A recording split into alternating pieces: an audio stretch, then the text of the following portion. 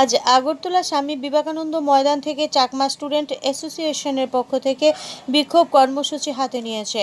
তারা স্বামী বিবেকানন্দ ময়দান থেকে বিক্ষোভ মিছিল করে আগরতলা শহরের বিভিন্ন পথ পরিক্রমা করে পুনরায় স্বামী বিবেকানন্দ ময়দানে গিয়ে মিলিত হয়। তাদের প্রধান দাবি, বাংলাদেশে যেভাবে সংখ্যালঘুদের উপর অত্যাচার শুরু হয়েছে তা কোনোভাবেই কাম্য নয়।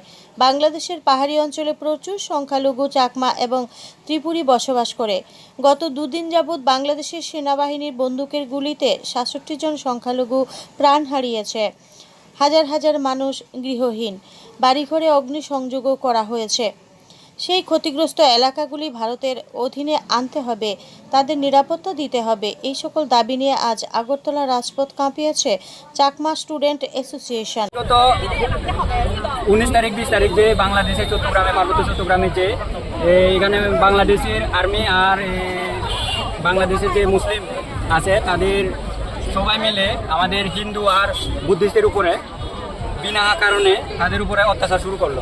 তো আমরা এর প্রতিবাদ জানিয়ে আমরা আজকে র্যালিটা আজকে এখানে আগরতলা শহরে আমরা পুরো ত্রিপুরা মিলে আজকে আমরা আগরতলাতে প্রেস কনফারেন্স র্যালি করতে যাচ্ছি। দাবিটা কি আপনাদের? আমাদের দাবিটা হলো আমাদের বাংলাদেশের আর্মি দ্বারা যে আমাদের সম্প্রদায়ের যে উপজাতি সম্প্রদায়ের যে আদিবাসীদের যে মারপিট এবং কি বিভিন্ন ধরনের তার যে অত্যাচার, এই অত্যাচার যাতে বন্ধ করা হোক এবং কি সিএসটি পার্বত্য চট্টগ্রামটাকে আমাদের ভারতের অংশ হিসেবে আমরা দাবি চাই।